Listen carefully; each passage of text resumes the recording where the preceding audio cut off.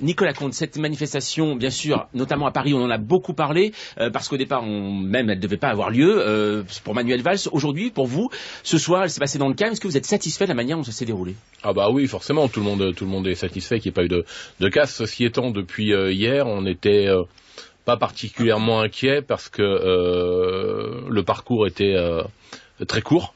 Peut-être qu'il a été protégé par la forme que vous avez évoquée, mais le parcours de la manifestation était court, des rues qui sont étroites, donc derrière le seul lieu où il pouvait éventuellement avoir des débordements, c'était la place de la Bastille, mais elle était particulièrement contrôlée puisqu'il y avait ses accès, parce que les grandes difficultés jusqu'à présent, c'était de pouvoir contrôler qui venait à la manifestation et de pouvoir interpeller un certain nombre de casseurs avant qu'ils ne passent à l'action, et ils venaient forcément avec du matériel, parce que quand on a pu voir des gens sortir des burins pour déceler des pavés, forcément, c'est qu'ils venaient équipés. Donc là, c'était extrêmement filtré, donc il y avait peu de place pour les débordements. Nicolas Comte, 2000 policiers présents pour 1,5 km, c'est beaucoup, non?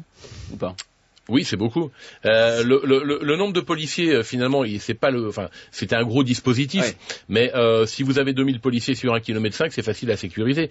Si vous avez 2000 policiers sur un parcours beaucoup plus long, avec 80 000 participants, comme c'était le cas le 14 juin, là, c'est beaucoup plus compliqué parce que vous devez faire riper les policiers au fur et à mesure. Si vous voulez, là, vu le nombre de collègues, c'était possible de bloquer tous les accès et de filtrer tous les accès. Donc il y avait impossibilité pour des éléments étrangers à la manif, si je puis dire, de s'infiltrer à l'intérieur. Et est-ce qu'il n'y a pas un risque aujourd'hui de donner cette envie finalement au gouvernement, au préfet de police, de dire on va organiser que des manifestations comme ça, comme celle-ci?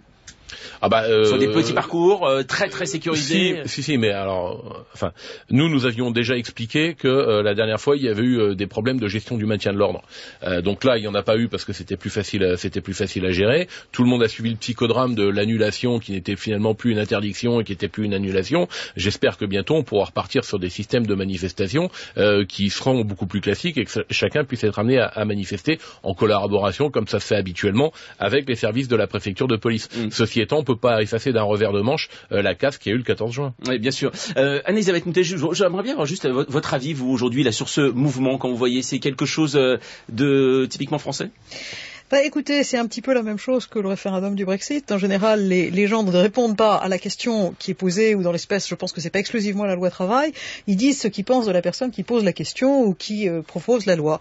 Et c'est un référendum contre François Hollande. Alors, quand on a 11% d'opinion favorable dans les sondages, c'est assez logique que les gens restent dans la rue pendant 3 mois. Stephen Clark, pour vous, ça, c'est ce qui se passe en ce moment en France, vu justement de l'autre côté de la Manche? Oui, nous, les Britanniques, on souffre un peu depuis Margaret Thatcher que les grandes manifestations lors des grèves ont été quasiment interdites. Et c'est vrai que quand on voit beaucoup de manifestations, ça fait peur à ceux qui parlent de rester en Europe, parce qu'ils disent si on reste en Europe, on va tous devenir français. On va être dans la rue absolument tout le temps, il y a que des conflits sociaux. Et donc oui, ça peut aider ceux qui veulent sortir de l'Europe. Ça leur donne un peu de matière de propagande. Vous voyez, Nicolas, on y vient toujours. Hein, oui, mais peut-être que si les Britanniques sortent de l'Europe, ça nous réglera le problème de la disponibilité des CRS à Calais. Donc on en récupérera peut-être pour gérer les manifestations. Oui, exactement. Alors Nicolas Comte, aussi une question. On a entendu l'argument faut plus de manifestations car les policiers sont fatigués. Alors ça, c'est l'argument qui m'énerve. Parce que les policiers ils sont fatigués. Simplement, pour l'instant, il y a personne qui a pris quelques dispositions que ce soit pour s'attaquer à cette fatigue et pour soulager le travail des policiers. 2 exemples, on prend des compagnies de CRS qu'on fait venir de l'autre bout de la France alors qu'on en a certaines sur Paris qui font d'autres missions et qu'on ne relève pas de ces missions alors qu'ils seraient sur place pour le faire. Et puis d'autre part, quand on a parlé d'interdire une manifestation, ce qu'il faut savoir, c'est que le service d'ordre, il aurait été aussi important pour une manifestation interdite que pour une manifestation autorisée, parce qu'il aurait fallu faire respecter cette interdiction et ça aurait été compliqué parce que ça aurait été sans la collaboration des services d'ordre des organisations syndicales. Donc déjà, en annonçant l'annulation de la manifestation, l'interdiction de la manifestation, il y avait 2 compagnies d'intervention parisiennes qui ont comme spécialité le maintien de l'ordre, qui étaient rappelées sur des jours de repos. Donc l'argument des policiers, la bon dos, c'est une décision politique, c'est un problème politique, il ne faut pas faire porter ça sur la fatigue des policiers. Et aujourd'hui, quand on entend des policiers dire nous sommes en train de craquer, oui, c'est le cas? Oui, et c'est inquiétant. Oui, c'est inquiétant. On a des collègues qui sont totalement à bout. Il faut comprendre que le 14 juin, je reprends celle-ci de manifestation parce que tout le monde s'en souvient, on a des collègues qui ont fait des journées de 20 heures. On a des CRS qui ont fait 20 heures. Et 20 heures dans des conditions difficiles, parce que 20 heures où vous portez un bouclier, un casque, où vous prenez des projectiles, etc. Et tout ça, ça arrive en bout de plusieurs mois d'emploi intensif. Mais 20 heures, est-ce que c'est pas le travail du policier? Enfin, c'est vrai, je dis ça, parce que c'est pas le travail du policier sur une journée de manifestation. Le travail du policier sur une journée de manifestation, ça peut être 20 heures. Simplement, si vous enchaînez comme ça le travail pendant des mois, vous avez des organismes qui se fatiguent. Lorsqu'on aura toutes les compagnies de CRS ou plein d'unités de police avec des collègues qui pourront plus assurer leur travail parce qu'ils seront en arrêt, on aura un vrai problème de sécurité. Donc il faut trouver les dispositifs pour faire tourner et pour permettre des repos. En plus, on a les congés annuels qui arrivent et on a des collègues qui vont pas pouvoir partir en famille, c'est important. Anne-Elisabeth Moutet, vous voulez rajouter? Moi, ce qui me frappe, c'est que lors de la grande marche pour Charlie, le 11 janvier 2015, on embrassait les policiers et on applaudissait les snipers qui étaient sur les toits et qui nous protégeaient. Et qu'on en vienne à des gens qui jettent des cocktails Molotov dans des voitures de police avec 3 personnes dedans, ça me choque. Bien sûr. Oui, mais alors en même temps, c'est vrai que cette violence, Nicolas Comte, c'est vrai que on a vu, on dit de la violence contre la police. Là, c'est un événement vraiment particulier, pas forcément généralisé. Cette violence, elle a toujours existé dans les manifestations. Elle a toujours existé, et ceux qui jettent des cocktails Molotov sont minoritaires et sont beaucoup moins importants que ceux qui apprécient la police, parce que les sondages démontrent qu'il y a une appréciation de la police. Mais moi, il y a quand même quelque chose qui me choque profondément.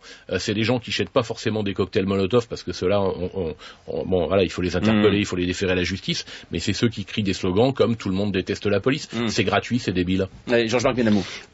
On a quand même peut-être un phénomène, est-ce que ça a été sous-estimé par les services de renseignement, qui est une réorganisation d'une ultra-gauche. Oui, on a connu dans les années 60, fin des années 60, des années 70, une vraie ultra-gauche. Là, il semblerait, c'est ce qu'on lit, les informations, que la bande de Tarmac, là où Tarmac, aurait théorisé l'insurrection révolutionnaire, le flic, etc.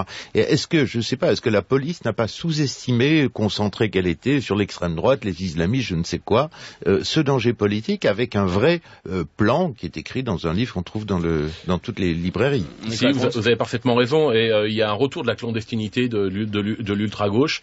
Alors, Michèle Alliot-Marie, à l'époque, avait vu un petit peu, quand elle était ministre de l'Intérieur, elle avait réorienté les services de renseignement là-dessus. Il y a eu l'affaire Tarnac, avec un mauvais procès, si je puis dire, qui a été fait à la police et aux services de renseignement. Et puis après, il y a une réalité, c'est qu'on a pris le choc terroriste en pleine figure, et qu'effectivement, les services de renseignement ont été réorientés, dans leur immense majorité, vers l'islam radical, et qu'on a eu besoin de tout le monde pour travailler sur ces questions-là, et du coup, l'ultra-gauche a pu se développer. Bon, Nicolas Comte, en tout cas, merci beaucoup.